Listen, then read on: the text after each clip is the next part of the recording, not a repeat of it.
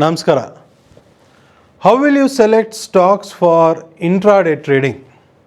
ಅಂದರೆ ನೀವು intraday trading ಮಾಡೋದಕ್ಕೆ ಸ್ಟಾಕ್ಸ್ ಹೇಗೆ ಸೆಲೆಕ್ಟ್ ಮಾಡ್ತೀರಾ, ಯಾವ ಸ್ಟಾಕ್ ಮಾಡಬೇಕು ಅಂತ ಹೇಗೆ ಸೆಲೆಕ್ಟ್ ಮಾಡ್ತೀರಾ ಅಂತ ಒಬ್ಬರು ಭರತ್ ಅಂತ ನಮ್ಮ ಸೋಷಲ್ ಮೀಡಿಯಾದಲ್ಲಿ ಕಮೆಂಟ್ ಹಾಕಿದ್ದಾರೆ. ಸೊ ಈ ಒಂದು ಸಬ್ಜೆಕ್ಟ್ ಬಗ್ಗೆ ನಾನು ಡೀಟೇಲಾಗಿ ನಿಮ್ಗೆ ಆನ್ಸರ್ ಕೊಡಬೇಕು ಅಂದರೆ ತುಂಬ ಲೆಂತಿ ಒಂದು ಇದು ಕನ್ವರ್ಸೇಷನ್ ಆಗಿಬಿಡುತ್ತೆ. ಬಟ್ ಇವತ್ತು ನಾನೇನು ಮಾಡ್ತೀನಿ ಅಂದರೆ ಆದಷ್ಟು ಇದನ್ನು ಬ್ರೀಫಾಗಿ ನಿಮಗೆ ಪಾಯಿಂಟ್ ಟು ಪಾಯಿಂಟ್ ಒಂದು ಕ್ಲಾರಿಟಿ ಸಿಗೋ ಥರ ನಾನು ಆನ್ಸರ್ ಮಾಡೋಕ್ಕೆ ಟ್ರೈ ಮಾಡ್ತೀನಿ. Okay, so how will you select stock for intraday trading ಅಂದಮೇಲೆ ಫಸ್ಟ್ ಆಫ್ ಆಲ್ ಇಲ್ಲಿ ಎರಡು ವಿಷಯ ಇದೆ. ಒಂದು ಇಂಟ್ರಾಡೇ ಟ್ರೇಡಿಂಗ್ ಅನ್ನೋದು ಇದೆ, ಯಾವ ಸ್ಟಾಕ್ ಟ್ರೇಡ್ ಮಾಡಬೇಕು ಹೇಗೆ ಸೆಲೆಕ್ಟ್ ಮಾಡ್ತೀರ ಅನ್ನೋದು ಎರಡನೇ ವಿಷಯನೂ ಇದೆ. ಓಕೆ, ನಾನು ಸದ್ಯಕ್ಕೆ ಏನು ಮಾಡ್ತೀನಿ ಅಂದರೆ ಈ ಎರಡು ವಿಷಯನೂ ಸ್ವಲ್ಪ ದೂರ ಇಟ್ಬಿಟ್ಟು ಫಸ್ಟ್ ಕೋರ್ ಇದ್ರ ಮೇಲೆ ಬರ್ತೀನಿ, ಪಾಯಿಂಟ್ ಮೇಲೆ ಬರ್ತೀನಿ. ಏನಪ್ಪ ಅಂದರೆ ಸ್ಟಾಕ್ ಮಾರ್ಕೆಟ್ಗೆ ನಾವೆಲ್ಲರೂ ಏನಕ್ಕೆ ಬಂದಿದ್ದೀವಿ? ಪ್ರಾಫಿಟ್ ಮಾಡೋಕ್ಕೆ ಬಂದಿದ್ವಿ, ಹೌದಲ್ವಾ? ಸೊ ಪ್ರಾಫಿಟ್ ಹೇಗೆ ಮಾಡ್ತೀವಿ?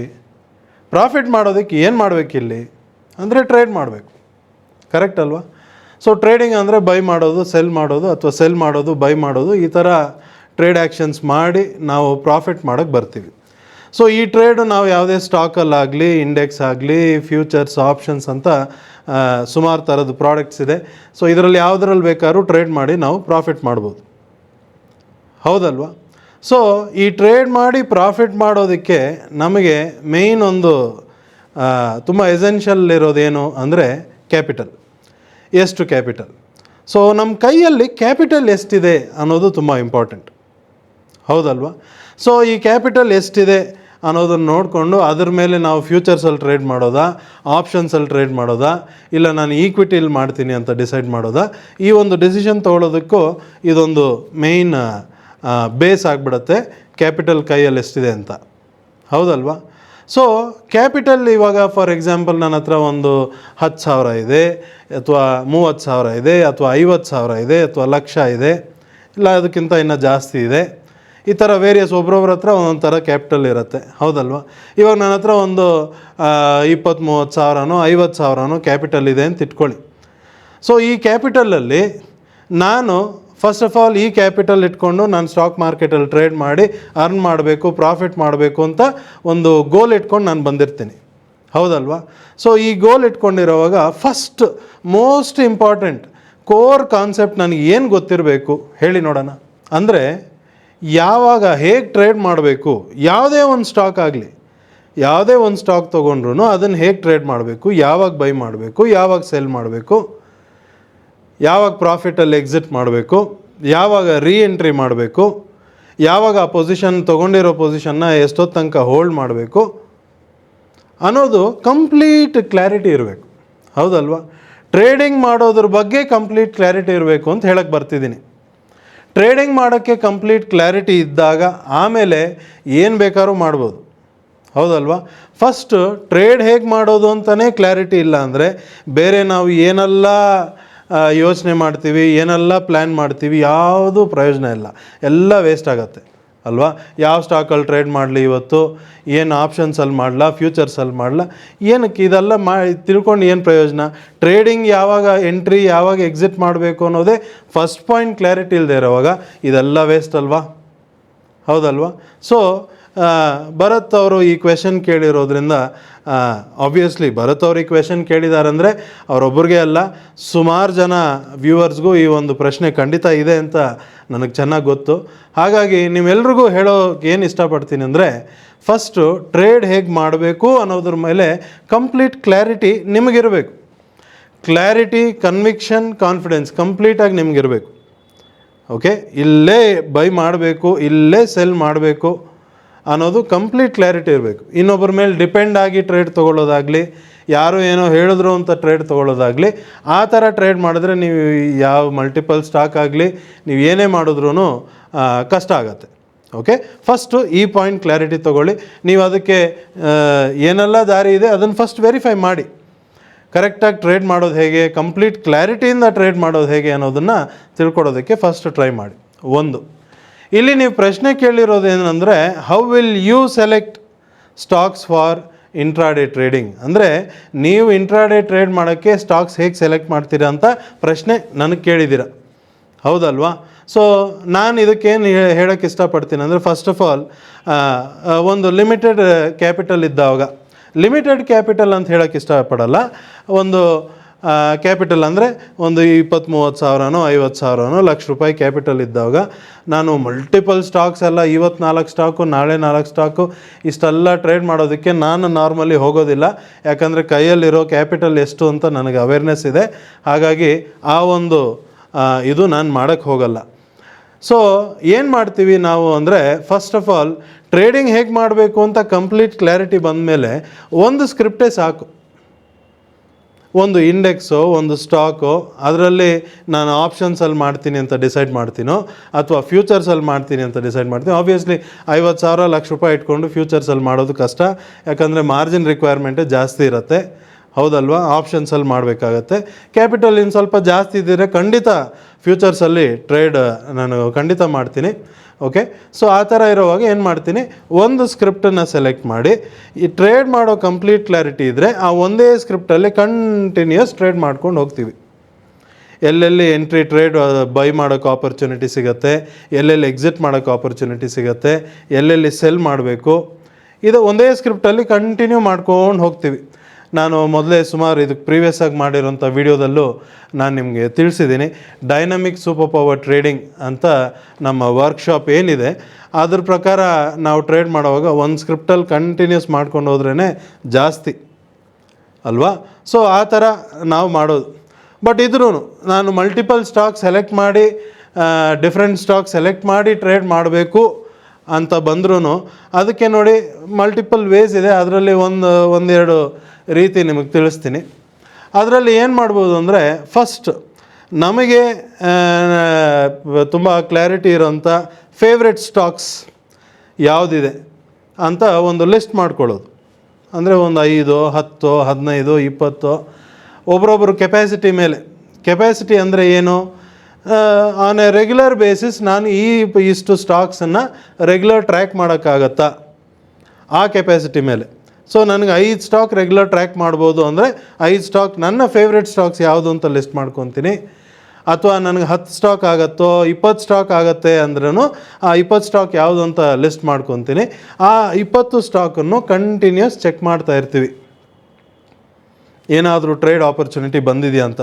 ಆಬ್ವಿಯಸ್ಲಿ ನೀವು ಹೆಂಗೆ ಮಾಡ್ತೀರಾ ಅಂತ ಕೇಳಾದ್ಮೇಲೆ, ನಾವು ಟ್ರೇಡ್ ಮಾಡೋದು ನಾನು ನಿಮಗೆ ಸುಮಾರು ಸತಿ ಮೊದಲೇ ತಿಳಿಸ್ದಂಗೆ, ನಾವು ಡೈನಮಿಕ್ ಲೈವ್ ಮತ್ತು ಡೈನಮಿಕ್ ಸಿಸ್ಟಮ್ 2 ಟೂಲ್ಸ್ ಏನಿದೆ ಇದ್ರ ಪ್ರಕಾರ ಆ ಸಿಸ್ಟಮ್ ಏನು ಹೇಳುತ್ತೋ ಅದ್ರ ಪ್ರಕಾರನೇ ಟ್ರೇಡ್ ಮಾಡಿ ಅಭ್ಯಾಸ. ಅದನ್ನು ಬಿಟ್ಟು ಬೇರೆ ಏನು ಎಕ್ಸ್ಟ್ರಾ ಟ್ರೈ ಮಾಡೋದಿಲ್ಲ. ಸುಮಾರು ಜನ ಕೇಳಿದ್ದಾರೆ, ನೀವು ವಾಲ್ಯೂಮ್ ಬೇಸ್ಡ್ ಮಾಡ್ತೀರಾ, ಓಪನ್ ಇಂಟ್ರೆಸ್ಟ್ ಬೇಸ್ಡ್ ಮಾಡ್ತೀರಾ?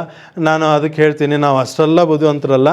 ಅದನ್ನೆಲ್ಲ ನೋಡಿ ತಲೆ ಕೆಡಿಸ್ಕೊಂಡು ಟ್ರೇಡ್ ಮಾಡೋ ನಮ್ಗೆ ಅವಶ್ಯಕತೆ ಇನ್ನೂ ಬಂದಿಲ್ಲ. ಓಕೆ, ಸೊ ನಮಗೆ ಈ ಡೈನಮಿಕ್ ಲೈವ್ ಡೈನಮಿಕ್ ಸಿಸ್ಟಮಲ್ಲಿ ಬರೋ ಇನ್ಫಾರ್ಮೇಷನ್ನೇ ಜಾಸ್ತಿ.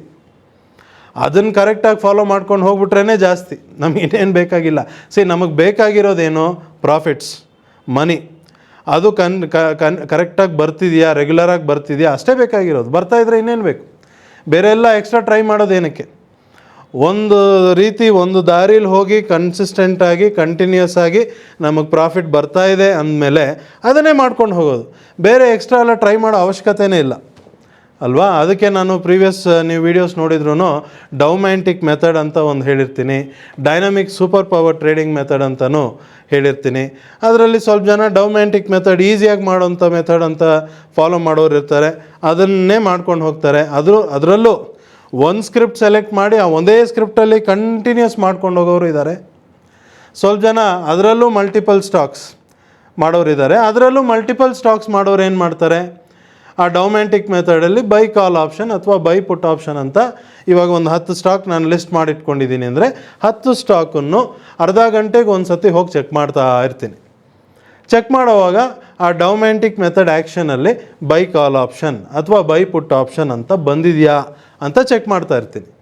ಯಾವುದೋ ಒಂದು ಈ 10ರಲ್ಲಿ ಯಾವುದೋ ಒಂದರಲ್ಲಿ ಬಂದಿದೆ ಅಂದಾಗ, ಅಥವಾ ಗೆಟ್ ರೆಡಿ ಟು ಬೈ ಅಂತ ಅದು ಹೇಳೋವಾಗಲೇ ನಾವು ರೆಡಿ ಆಗಿಬಿಟ್ಟು ಓಕೆ ಈ ಸ್ಟಾಕಲ್ಲಿ ಬರೋ ಥರ ಇದೆ ಅಂತ ನೋಡಿಟ್ಕೊಂಡು ಅದನ್ನು ಅರ್ಧ ಗಂಟೆಗೆ ಒಂದು ಸತಿ ಚೆಕ್ ಮಾಡಿಕೊಂಡು ಬಂದಿದೆ ಅಂದಮೇಲೆ ಅದ್ರದ್ದು ಆ ಡೌಮ್ಯಾಂಟಿಕ್ ಮೆಥಡ್ದು ಏನೊಂದು 10 ಪಾಯಿಂಟ್ಸ್ ಇನ್ಸ್ಟ್ರಕ್ಷನ್ ಇದೆ ಆ ಇನ್ಸ್ಟ್ರಕ್ಷನ್ ಪ್ರಕಾರ ಆ ಟ್ರೇಡ್ ಮಾಡಬೇಕಾ ಬೇಡವಾ, ಮಾಡಿದ್ರೆ ಎಲ್ಲಿ ಎಕ್ಸಿಟ್ ಮಾಡಬೇಕು ಆ ಇನ್ಸ್ಟ್ರಕ್ಷನಲ್ಲಿ ಬರೆದಿರುತ್ತೆ, ಅದ್ರ ಪ್ರಕಾರ ಆ ಟ್ರೇಡ್ ಮಾಡ್ಕೊಂಡು ಹೋಗ್ತೀವಿ. ಇದೊಂದು ಈಸಿ ದಾರಿ. ಓಕೆ, ಇನ್ನೊಂದು ಈಸಿ ದಾರಿ, ಇನ್ನೂ ಎಫೆಕ್ಟಿವ್ ದಾರಿ ಏನಪ್ಪ ಅಂದರೆ, ಇವಾಗ ನಮ್ಮ ಡೈನಮಿಕ್ ಮೆಂಬರ್ಸ್, ಈ dynamic super power trading workshop join ಆಗಿರೋರು, ಯಾರ್ಯಾರ ಹತ್ರ ಡೈನಮಿಕ್ ಸಿಸ್ಟಮ್ ಮತ್ತು ಡೈನಮಿಕ್ ಲೈವ್ ಎರಡೂ ಇದೆ, ಅವ್ರು ಏನು ಮಾಡ್ತಾರೆ ಅಂದರೆ, ಡೈನಮಿಕ್ ಸಿಸ್ಟಮಲ್ಲಿ ಒಂದು ಫೆಸಿಲಿಟಿ ಇದೆ. ಏನು ಈ ಫೆಸಿಲಿಟಿ ಅಂತ ನೋಡಿ. ಈ ಡೈನಮಿಕ್ ಸಿಸ್ಟಮಲ್ಲಿ ಈ ಡೈಲಿ ರಿಪೋರ್ಟ್ ಅಂತ ಏನಿದೆ, ಈ ಡೈಲಿ ರಿಪೋರ್ಟಲ್ಲಿ ಆಬ್ವಿಯಸ್ಲಿ ಸ್ಟಾಕ್ಸ್ ಅಂದಾಗ ನಾವು ಈ ಕ್ಯಾಶ್ ಅನ್ನೋ ಆಪ್ಷನ್ನ ಸೆಲೆಕ್ಟ್ ಮಾಡ್ತೀವಿ. ಮಾಡಿ ಇದರಲ್ಲಿ new buy sell dynamic report ಅಂತ ಒಂದು ರಿಪೋರ್ಟ್ ಇದೆ. ಓಕೆ, ಸೊ ಅದನ್ನು ಕ್ಲಿಕ್ ಮಾಡಿದ್ರೆ ಏನಾಗುತ್ತೆ, ಅದು ನಾರ್ಮಲಿ ಎನಿ ಡೇ ನೀವು ಈವ್ನಿಂಗ್ ಸಾಯಂಕಾಲ ಡೈನಮಿಕ್ ಸಿಸ್ಟಮ್ ಅಂದರೆ, first of all dynamic system ಅಂದರೆ ಏನು, dynamic system one day before information ಕೊಟ್ಬಿಡುತ್ತೆ. ಅಂದರೆ ನೀವು ನಾಳೆ ಟ್ರೇಡ್ ಮಾಡಬೇಕು ಅಂದರೆ ಇವತ್ತು ಸಾಯಂಕಾಲನೇ ಅದು ಹೇಳ್ಬಿಡುತ್ತೆ, ನಾಳೆ ನೀವು ಈ ಸ್ಟಾಕ್ ಬೈ ಮಾಡಬೇಕಾ, ಸೆಲ್ ಮಾಡಬೇಕಾ, ಪ್ರಾಫಿಟ್ ಬುಕ್ ಮಾಡಬೇಕಾ, ಏನು ಮಾಡಬೇಕು ಅನ್ನೋದು ಇವತ್ತು ಸಾಯಂಕಾಲನೇ ಗೊತ್ತಾಗ್ಬಿಡುತ್ತೆ. ಅದು ಬ್ಯೂಟಿ ಡೈನಮಿಕ್ ಸಿಸ್ಟಮ್ದು. ಪ್ಲಸ್ ಡೈನಮಿಕ್ ಸಿಸ್ಟಮಲ್ಲಿ ಬೆನಿಫಿಟ್ ಏನಪ್ಪ ಅಂದರೆ, ಫುಲ್ ಡೇ ಮಾರ್ಕೆಟ್ ಮೂಮೆಂಟೆಲ್ಲ ನೋಡಿಕೊಂಡು ಕೂತಿರೋ ಅವಶ್ಯಕತೆ ಇಲ್ಲ. ಇವತ್ತು ನೋಡ್ಕೊಂಡ್ವಾ, ಸಾಯಂಕಾಲ ಬರೆದಿಟ್ಕೊಂಡ್ವಾ, ನಾಳೆ ಇಷ್ಟೇ ಮಾಡಬೇಕು ಅಂದರೆ ಏನು ಬರೆದಿದ್ದೀರಾ ನಾಳೆ ದಿವಸ ಅದನ್ನು ಎಕ್ಸಿಕ್ಯೂಟ್ ಮಾಡಿ, ಮುಗೀತು ಕೆಲಸ. ಫುಲ್ ಡೇ ಮಾರ್ಕೆಟ್ ಮೂಮೆಂಟೆಲ್ಲ ನೋಡೋ ಅವಶ್ಯಕತೆ ಇಲ್ಲ. ಸೊ ಈ ಡೈನಮಿಕ್ ಸಿಸ್ಟಮಲ್ಲಿ ಈ ನ್ಯೂ ಬೈ ಸೆಲ್ ಡೈನಮಿಕ್ ರಿಪೋರ್ಟನ್ನು ಓಪನ್ ಮಾಡಿದ್ರೆ ಅದೇನು ಮಾಡುತ್ತಂದರೆ, NSE ಇಲ್ಲಿರೋಕ್ಕಂಥ ಅಷ್ಟು ಸ್ಟಾಕ್ಸ್, ಏನೆಲ್ಲ ಸ್ಟಾಕ್ಸ್ ಈ ಡೈನಮಿಕ್ ಸಿಸ್ಟಮ್ ಒಳಗಡೆ ಇದೆ ಅದು ಎಲ್ಲದನ್ನು ಚೆಕ್ ಮಾಡಿ ನಿಮಗೊಂದು ಲಿಸ್ಟ್ ಕೊಟ್ಬಿಡುತ್ತೆ. ಆ ಲಿಸ್ಟಲ್ಲಿ ನಿಮಗೆ ಈ ಡೈನಮಿಕ್ ಸಿಸ್ಟಮ್ ಪ್ರಕಾರ ಯಾವ್ಯಾವ ಸ್ಟಾಕಲ್ಲಿ ಫ್ರೆಶ್ ಆಗಿ ಹೊಸದಾಗಿ ಬೈ ಆಪರ್ಚುನಿಟಿ ಬಂದಿದೆ, ಅಥವಾ ಯಾವ್ಯಾವ ಸ್ಟಾಕಲ್ಲಿ ಫ್ರೆಶ್ ಆಗಿ ಸೆಲ್ ಆಪರ್ಚುನಿಟಿ ಬಂದಿದೆ ಅಂತ ಒಂದು ಲಿಸ್ಟ್ ಕೊಟ್ಬಿಡುತ್ತೆ. ಓಕೆ, ಸೊ ಈ ಲಿಸ್ಟ್ ಇಟ್ಕೊಂಡು ಇವಾಗ ಲಿಸ್ಟ್ ಸಿಕ್ಬಿಡ್ತು, ನೀವು ಯಾವ ಸ್ಟಾಕ್ ಬೈ ಮಾಡಬೇಕು ಸೆಲ್ ಮಾಡಬೇಕು ಅನ್ನೋದು ಗೊತ್ತಾಗೋಯ್ತು ಅಲ್ವಾ. ಈ ಲಿಸ್ಟ್ ತೊಗೊಳ್ಳಿ. ಈ ಲಿಸ್ಟ್ ತೊಗೊಂಡಾದಮೇಲೆ ಇದರಲ್ಲೂ ಸುಮಾರು ಸ್ಟಾಕ್ಸ್, ಸುಮಾರು ಫೆಮಿಲಿಯರ್ ಸ್ಟಾಕ್ಸ್ ಇರುತ್ತೆ, ಅಂದರೆ ಟಾಪ್ ನಿಫ್ಟಿ 50 ಸ್ಟಾಕ್ಸ್ ಇರುತ್ತೆ, ಸುಮಾರು ಪೆನಿ ಸ್ಟಾಕ್ಸ್ ಎಲ್ಲ ಕೂಡ ಇರುತ್ತೆ. ಸ್ವಲ್ಪ ಜನ ನಾವು ಈ ಪೆನಿ ಸ್ಟಾಕ್ಸ್ ಎಲ್ಲ ಜಾಸ್ತಿ ಟ್ರೇಡ್ ಮಾಡೋಕ್ಕೆ ಹೋಗಲ್ಲ. ಓಕೆ, ಆದಷ್ಟು ನಿಫ್ಟಿ 50 ಸ್ಟಾಕ್ಸ್ ಎಲ್ಲ ಟ್ರೇಡ್ ಮಾಡೋಕ್ಕೆ ಹೋಗ್ತೀವಿ. ಸೊ ಆ ನಿಫ್ಟಿ 50ಲಿರೋಂಥ ಸ್ಟಾಕ್ಸ್ ಯಾವ್ದು ಈ ಲಿಸ್ಟಲ್ಲಿರೋದ್ರಲ್ಲೇ ಆ ಸ್ಟಾಕ್ಸ್ ಯಾವ್ದು ಅಂತ ಫಿಲ್ಟರ್ ಮಾಡ್ಕೊತೀವಿ ಫಸ್ಟ್. ಮಾಡಾದಮೇಲೆ ಡೈನಮಿಕ್ ಸಿಸ್ಟಮ್ನೇ ಫಾಲೋ ಮಾಡೋರು ಏನು ಮಾಡ್ತಾರೆ, ಡೈನಮಿಕ್ ಸಿಸ್ಟಮ್ ಯೂಸ್ ಮಾಡೋದು ಹೇಗೆ, ಅದ್ರ ಪ್ರಕಾರ ಟ್ರೇಡ್ ಮಾಡೋದು ಹೇಗೆ ಅಂತ ಟ್ರೈನಿಂಗಲ್ಲಿ ತಿಳಿಸಿರ್ತೀವಿ. ಅದ್ರ ಪ್ರಕಾರ ಇವಾಗ ಒಂದು 4 ಸ್ಟಾಕ್ ಬೈ ಬಂದಿದೆ ಅಂದರೆ ಆ 4 ಸ್ಟಾಕಲ್ಲಿ ಬೈ ಬಂದಿರೋದ್ರಲ್ಲಿ ಯಾವುದು ತುಂಬ ಕ್ಲಾರಿಟಿಯಿಂದ ಟ್ರೇಡ್ ಮಾಡ್ಬೋದು ಅಂತ ಚೆಕ್ ಮಾಡೋಕ್ಕೆ ಹೋದರೆ ಆ 4ಅಲ್ಲಿ 1-2 ನಿಮಗೆ ತುಂಬ ಕ್ಲಾರಿಟಿ ಇರೋಂಥ ಟ್ರೇಡ್ ಆಪರ್ಚುನಿಟಿ ಸಿಕ್ಕಿರುತ್ತೆ. ನಾಳೆ ದಿವಸ ಅದನ್ನೇ ಮಾಡ್ತಾರೆ, ಪ್ರಾಫಿಟ್ ಮಾಡ್ತಾರೆ, ಎಕ್ಸಿಟ್ ಮಾಡಿಕೊಂಡು ಆಚೆ ಬರ್ತಾರೆ. ಒಂದು. ಬಟ್ ನೀವು ಕೇಳಿರೋ ಪ್ರಶ್ನೆ ಏನಪ್ಪ ಅಂದರೆ, ನೀವು ಹೇಗೆ ಇಂಟ್ರಾಡೇ ಟ್ರೇಡ್ ಮಾಡೋಕ್ಕೆ ಸ್ಟಾಕ್ ಸೆಲೆಕ್ಟ್ ಮಾಡ್ತೀರಾ ಅಂತ ನೀವು ಕೇಳಿರೋ ಪ್ರಶ್ನೆ. ಸೊ ಇಂಟ್ರಾಡೇ ಅಂತ ಬಂದಮೇಲೆ ನಾವು ಡೈನಮಿಕ್ ಲೈವ್ಗೆ ಬರ್ತೀವಿ. ಡೈನಮಿಕ್ ಲೈವ್ ಇಟ್ಕೊಂಡು ಇಂಟ್ರಾಡೇ ಟ್ರೇಡಿಂಗ್ ಮಾಡ್ಬೋದು ಅನ್ನೋ ಒಂದು ಮಾತು ನಾನು ಹೇಳೋಕ್ಕೆ ಬರ್ತಿಲ್ಲ. ಡೈನಮಿಕ್ ಲೈವ್ ಫಾಲೋ ಮಾಡೋವಾಗ ಏನಪ್ಪ ಅಂದರೆ, ಸುಮಾರು ಸತಿ ಯಾವುದೇ ಒಂದು ಟ್ರೇಡ್ ಬಂದ್ರೂ ಇವತ್ತೇ ಎಂಟ್ರಿ ಇವತ್ತೇ ಎಕ್ಸಿಟ್ ಬಂದುಬಿಟ್ಟಿರುತ್ತೆ. ಸುಮಾರು ಸತಿ ಒಂದೇ ದಿವಸದಲ್ಲಿ 3-4 ಟ್ರೇಡ್ ಆಪರ್ಚುನಿಟೀಸು ಸಿಗುತ್ತೆ. ಒಂದೊಂದು ಸತಿ ಇವತ್ತು ಎಂಟ್ರಿ ಬಂದು ನಾಳೆ ಎಕ್ಸಿಟ್ಟು, ಅಥವಾ 2-3 ದಿವಸ ಬಿಟ್ಟು ಎಕ್ಸಿಟ್ ಬರೋಂಥ ಆಪರ್ಚುನಿಟೀಸು ಇರುತ್ತೆ. ಓಕೆ, ಸೊ ಆ ಥರ ಇರೋವಾಗ ನಾವೇನು ಮಾಡ್ತೀವಿ, ಅಲ್ಲೊಂದು ಆಪರ್ಚುನಿಟಿ ಸಿಗ್ತಾ ಕ್ಲಿಯರ್ ಆಪರ್ಚುನಿಟಿ ಇದೆಯಾ ಟ್ರೇಡ್ ತೊಗೊಳ್ಳೋಣ, ಎಕ್ಸಿಟ್ ಪಾಯಿಂಟ್ ಬಂತ ಮಾಡೋಣ ಅನ್ನೋದು ಆ ಬೇಸಿಸ್ ಮೇಲೆ ಡೈನಮಿಕ್ ಲೈವ್ನ ಫಾಲೋ ಮಾಡ್ತೀವಿ. ಸೊ ಇಲ್ಲಿ ಡೈನಮಿಕ್ ಸಿಸ್ಟಮಲ್ಲಿ ಒಂದು ಲಿಸ್ಟ್ ಸಿಕ್ಬಿಡ್ತು, ಯಾವ್ಯಾವ ಸ್ಟಾಕು ಫ್ರೆಶ್ ಆಗಿ ಬೈ ಅಥವಾ ಸೆಲ್ ಬಂದಿದೆ ಅಂತ. ಅದನ್ನು ಹೋಗಿ ಡೈನಮಿಕ್ ಲೈವಲ್ಲಿ ಚೆಕ್ ಮಾಡ್ತೀವಿ. ಆ ಸ್ಟಾಕಲ್ಲಿ ಡೈನಮಿಕ್ ಲೈವ್ ಏನು ಹೇಳ್ತಿದೆ ಟ್ರೇಡ್ ಮಾಡೋದಕ್ಕೆ ಅನ್ನೋದನ್ನು ಚೆಕ್ ಮಾಡಿಬಿಟ್ಟು ಅದ್ರ ಪ್ರಕಾರ ಟ್ರೇಡ್ ಮಾಡ್ತೀವಿ. ಓಕೆ, ಸೊ ಇವತ್ತಿನ ದಿವಸ ನಾವು ಇದು ಡಿಸ್ಕಸ್ ಮಾಡ್ತಿರೋದು 17th March 2024. ಓಕೆ, ಈ 17th Marchಗೆ ಈ ಡೈನಮಿಕ್ ಸಿಸ್ಟಮಲ್ಲಿ ಈ ರಿಪೋರ್ಟ್ ತೆಗೆದಿದ್ದೀವಿ ನೋಡಿ. ಸೊ ಈ ರಿಪೋರ್ಟಲ್ಲಿ ನೋಡಿ ಸುಮಾರು ಸ್ಟಾಕ್ಸ್ ಫ್ರೆಶ್ ಬೈ ಅಥವಾ ಫ್ರೆಶ್ ಸೆಲ್ ಅನ್ನೋದು ಬಂದಿದೆ. ಓಕೆ, ಬಟ್ ಅದರಲ್ಲಿ ಇವಾಗ ನಿಮಗೆ ತೋರಿಸೋದಕ್ಕೆ, ನಿಮಗೊಂದು ಕ್ಲಾರಿಟಿ ಕೊಡೋದಕ್ಕೆ ಹೇಗೆ ನಾವು ಡೈನಮಿಕ್ ಮೆಂಬರ್ಸ್ ಹೇಗೆ ಮಾಡ್ತಾರೆ ಅನ್ನೋ ಒಂದು ಕ್ಲಾರಿಟಿ ನಿಮಗೆ ಹೇಳೋದಕ್ಕೆ ನಾನು ಫ್ಯೂ ಸ್ಟಾಕ್ಸ್ ಮಾತ್ರ ತೊಗೊತೀನಿ. ಎಲ್ಲನೂ ಚೆಕ್ ಮಾಡಿ ಇವಾಗ ಕನ್ವೆ ಮಾಡಬೇಕು ಅಂದರೆ ತುಂಬ ಟೈಮ್ ತೊಗೊಳುತ್ತೆ. ಓಕೆ, ಜಸ್ಟ್ ಫ್ಯೂ ಸ್ಟಾಕ್ಸ್ ನಾನು ಚೆಕ್ ಮಾಡಿ ನಿಮ್ಗೆ ಹೇಳ್ತೀನಿ. ನೋಡಿ, ಇದರಲ್ಲಿ ಈ ಲಿಸ್ಟಲ್ಲಿ ಇರೋವಂಥ ಫೆಮಿಲಿಯರ್ ಸ್ಟಾಕ್ಸ್ ಅಂತ ನೋಡಿದ್ರೆ ಒಂದು ಇದು ಅಂಬುಜಾ ಸಿಮೆಂಟ್ ಅಂತಿದೆ. ಇದರಲ್ಲಿ ನೋಡಿ ನ್ಯೂ ಬೈ ಬಂದಿದೆ. ಅದಾದಮೇಲೆ ಇನ್ನೊಂದು ಭಾರತಿ ಏರ್ಟೆಲ್ ಅಂತ ಇನ್ನೊಂದಿದೆ, ಅದು ಕೂಡ ನ್ಯೂ ಬೈ ಬಂದಿದೆ. ಇನ್ನೊಂದು ಮೂರನೇದು HDFC ಲೈಫ್ ಅನ್ನೋದು ಮೂರನೇ ಸ್ಟಾಕ್, ಇದರಲ್ಲೂ ನ್ಯೂ ಬೈ ಬಂದಿದೆ.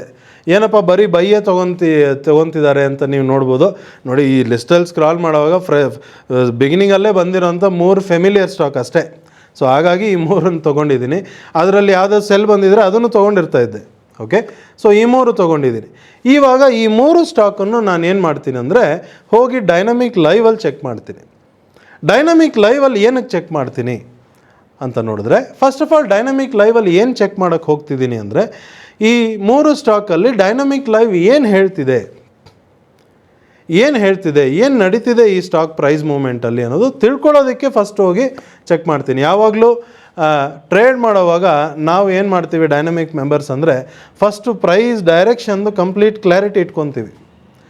ಆ ಪ್ರೈಸ್ ಡೈರೆಕ್ಷನ್ ಕ್ಲಾರಿಟಿ ಆದಮೇಲೆ ನೆಕ್ಸ್ಟ್ ಯಾವ ಜಾಗದಲ್ಲಿ ಯಾವ ಒಂದು ಆಪರ್ಚುನಿಟಿಗೆ ನಾವು ಟ್ರೇಡ್ ಮಾಡ್ಬೋದು ಮಾಡಬಾರ್ದು ಅನ್ನೋದು ಒಂದು ಡೆಸಿಷನ್ ಬರ್ತೀವಿ. ಓಕೆ, ಸೊ ಬನ್ನಿ ಇವಾಗ ಈ 3ರಲ್ಲಿ ಒಂದೊಂದಾಗಿ ನೋಡ್ತಾ ಬರೋಣ. ಫಸ್ಟು ಅಂಬುಜಾ ಸಿಮೆಂಟ್ ಅನ್ನೋ ಸ್ಟಾಕ್ನ ನೋಡೋಣ. ಓಕೆ, ಸೊ ಈ ಅಂಬುಜಾ ಸಿಮೆಂಟಲ್ಲಿ ಫಸ್ಟ್ ಏನು ನಡೀತಿದೆ ಇದ್ರದ್ದು ಪ್ರೈಸ್ ಮೂಮೆಂಟ್ ಅಂತ ಫಸ್ಟ್ ಅರ್ಥ ಮಾಡ್ಕೊಳ್ಳೋಣ. ನೋಡಿ, ಇವಾಗ ಪ್ರೈಸ್ ರೀಸೆಂಟಾಗಿ ಇದ್ರದ್ದು ಪ್ರೈಸ್ ಇನ್ಕ್ರೀಸ್ ಆಗ್ತಾ ಬಂದಿದೆ. ಬಟ್ ಅದಕ್ಕೆ ಮುಂಚೆ ಏನಾಯಿತು, ಪ್ರೈಸ್ ಫಸ್ಟ್ ಡಿಕ್ರೀಸ್ ಆಗ್ತಾ ಬಂತು. ಲಾಸ್ಟ್ ವೀಕೆಲ್ಲ ಫಸ್ಟ್ ಪ್ರೈಸ್ ಡಿಕ್ರೀಸ್ ಆಗ್ತಾ ಬಂತು. ಡಿಕ್ರೀಸ್ ಆಗ್ತಾ ಬರ್ತಿರೋವಾಗ ಕೆಳಗಡೆ ಬಾಟಮಲ್ಲಿ ಡೈನಮಿಕ್ ಲೈವಲ್ಲಿ ಒಂದು ಸಿಗ್ನಲ್ ಕೊಡ್ತು. ಇದನ್ನು ಡೈನಮಿಕ್ ಸಿಸ್ಟಮ್ ಕಾಜನ್ ಅಂತ ಹೇಳ್ತೀವಿ. ನಾರ್ಮಲಿ ಈ ಸಿಗ್ನಲ್ ಬಂದಾಗ ಪ್ರೈಸ್ ಇಲ್ಲಿಂದ ರಿವರ್ಸ್ ಆಗುತ್ತೆ ಅನ್ನೋದು ಒಂದು ಇನ್ಫಾರ್ಮೇಷನ್ ಮೊದಲೇ ಕೊಟ್ಬಿಡ್ತು. ಅದ್ರ ಜೊತೆಲೇ ಕೆಳಗಡೆ ಇನ್ನೊಂದು ಇನ್ಫಾರ್ಮೇಷನ್ ಏನು ಕೊಟ್ಟಿದೆ ನೋಡಿ, ಈ ಡೈಲಿ ಲಾಂಗ್ ಟ್ರೆಂಡ್ ಅಂತ ಒಂದು ಬರೆದಿದೆ. ಅದರಲ್ಲಿ sell short wait and act ಅಂತ ಹೇಳಿದೆ. ಅಂದರೆ ಈ ಜಾಗದಲ್ಲಿ ಸ್ವಲ್ಪ ಹುಷಾರಾಗಿರಿ, ಸೆಲ್ ಮಾಡೋಕ್ಕೆ ಹೋಗಬೇಡಿ, ಪ್ರೈಸ್ ಇಲ್ಲಿಂದ ಇಮಿಡಿಯೇಟಾಗಿ ಡೌನ್ ಹೋಗೋ ಥರ ಇಲ್ಲ, ಇಲ್ಲಿಂದ ಆ್ಯಕ್ಚುಲಿ ರಿವರ್ಸ್ ಆಗ್ಬೋದು ಅಂತ ಒಂದು ಇನ್ಫಾರ್ಮೇಷನ್ ಕೊಟ್ಬಿಡ್ತು. ಸೊ ಅಲ್ಲಿಂದ ಏನಾಯಿತು, ಪ್ರೈಸ್ ಅಲ್ಲಿಂದ ಇನ್ಕ್ರೀಸ್ ಆಗ್ತಾ ಬರ್ತಿರೋವಾಗ ಪ್ರೀವಿಯಸ್ ಟ್ರೇಡಿಂಗ್ ಡೇ ಅಲ್ಲಿ ಏನಾಗಿದೆ, ನಮ್ಮ ಡೈನಮಿಕ್ ಲೈವಲ್ಲಿ ಇಂಟ್ರಾ ವೀಕ್ ಬಂದ್ಬಿಟ್ಟು ಬೈ ಲಾಂಗ್ ಆ್ಯಕ್ಟ್ ನೋ ಅಂತ ಕೊಟ್ಬಿಟ್ಟಿದೆ. ಇವಾಗ ಕರೆಂಟ್ಲಿ ಲಾಂಗ್ ಹೋಲ್ಡ್ ಅಂತಿದೆ. ಸೊ ಈ ಟೈಮ್ಗೆ ಬೈ ಲಾಂಗ್ ಆ್ಯಕ್ಟ್ ನೋ ಅಂತ ಕೊಟ್ಬಿಟ್ಟಿದೆ. ಕೊಟ್ಟಾದಮೇಲೆ ಪ್ರೈಸ್ ಅಲ್ಲಿಂದ ಇನ್ಕ್ರೀಸ್ ಆಗ್ತಿರೋವಾಗ ಸದ್ಯಕ್ಕೆ ನೀವು ನೋಡಿದ್ರೆ ಮೇಲ್ಗಡೆ ID3 ನೋಡಿ ಇಲ್ಲೊಂದು ಜಿಗ್ಜ್ಯಾಗ್ ಪ್ರಿಪ್ರೇಷನ್ ಆಗ್ತಿದೆ. ಜೊತೆಲಿ NDC ಅನ್ನೋ ಒಂದು ಇನ್ಫಾರ್ಮೇಷನ್ ನೋಡಿ, ಅಲ್ಲಿ C1 ಅನ್ನೋ ಒಂದು ಕಾಷನ್ ಬಂದಿದೆ. ಅಂದರೆ ಇವಾಗ ಪ್ರೈಸ್ ಮೇಲೆ ಹೋಗ್ತಿರೋವಾಗ ಟಾಪಲ್ಲಿ ಒಂದು ಡೈನಮಿಕ್ ಸಿಸ್ಟಮ್ ಕಾಷನ್ ಬಂದಿದೆ. ಅಂದರೆ ಏನರ್ಥ, ಇಲ್ಲಿಂದ ಪ್ರೈಸ್ ಸ್ವಲ್ಪ ರಿವರ್ಸ್ ಆಗಬಹುದು ಅನ್ನೋ ಒಂದು ಇನ್ಫಾರ್ಮೇಷನ್. ಓಕೆ, ಸೊ ನಾನು ಡೈನಮಿಕ್ ಸಿಸ್ಟಮಲ್ಲಿ ನೋಡಿರೋದು ನ್ಯೂ ಬೈ ಬಂದಿದೆ ಡೈನಮಿಕ್ ಸಿಸ್ಟಮ್ ಪ್ರಕಾರ. ಡೈನಮಿಕ್ ಸಿಸ್ಟಮ್ ಪ್ರಕಾರ ಆ ಟ್ರೇಡ್ ತೊಗೊಳ್ಳೋವಾಗ ಸುಮಾರು ಸತಿ ಆ ಪೊಸಿಷನ್ನ ನಾವು ಹೋಲ್ಡ್ ಮಾಡ್ತೀವಿ. ಓಕೆ, ಇವತ್ತೇ ತೊಗೊಂಡು ಇವತ್ತೇ 4 ಸತಿ ಬೈ ಸೆಲ್ ಮಾಡೋದು, ಆ ಥರ ಟ್ರೇಡ್ ಮಾಡೋಕ್ಕೆ ಹೋಗಲ್ಲ. ಅದರಲ್ಲಿ ಒಂದು ಬೈ ಬಂದಿದೆಯಾ, ಬೈ ಮಾಡಿದ್ವಾ, ನೆಕ್ಸ್ಟ್ ಡೇ ಬಂದು ಅದೇನೋ ಸೆಲ್ ಕೊಡ್ತಿದೆಯಾ ಅಲ್ಲ ಬೈ ಹೋಲ್ಡ್ ಮಾಡೋಕ್ಕೆ ಹೇಳ್ತಿದೆಯಾ ನೋಡ್ತೀವಿ. ಆ ಥರ ಡೇ ಟು ಡೇ ದಿನಕ್ಕೊಂದು 10-15 ನಿಮಿಷ ಕೆಲಸ ಅದರಲ್ಲಿ ಅಲ್ವಾ. ಬಟ್ ಡೈನಮಿಕ್ ಲೈವ್ ಬಂದು ನೀವು ಇಂಟ್ರಾಡೇ ಕೇಳಿರೋದ್ರಿಂದ ನಾನು ಲೈವಿಗೆ ಬಂದಿದ್ದೀನಿ. ಲೈವಿಗೆ ಬಂದು ನೋಡೋವಾಗ ಏನು ಅರ್ಥ ಆಯಿತು, ಇಲ್ಲೊಂದು ಡೈನಮಿಕ್ ಕಾಷನ್ ಇದೆ, ಜಿಗ್ಜ್ಯಾಗ್ ಪ್ರಿಪ್ರೇಷನ್ ಇದೆ. ಜೊತೆಯಲ್ಲಿ ಈ ಕೆಳಗಡೆ ಡೌಮೆಂಟಿಕ್ ಮೆಥಡ್ ಅನ್ನೋದು ಜಾಗದಲ್ಲಿ ನೋಡಿ ಏನು ಹೇಳ್ತಿದೆ, ಆ್ಯಕ್ಷನಲ್ಲಿ ಹೋಲ್ಡ್ ಕಾಲ್ ಆಪ್ಷನ್ ಅಂತ ಬರೆದಿದೆ. ಬಟ್ ಪ್ರಿಪ್ರೇಷನಲ್ಲಿ ಏನು ಹೇಳ್ತಿದೆ ನೋಡಿ, get ready to exit call option ಅಂತಲೂ ಹೇಳ್ತಿದೆ. ಅಂದರೆ ಈ ಅಂಬುಜಾ ಸಿಮೆಂಟಲ್ಲಿ ಆಲ್ರೆಡಿ ಬೈ ಬಂದುಬಿಟ್ಟಿದೆ.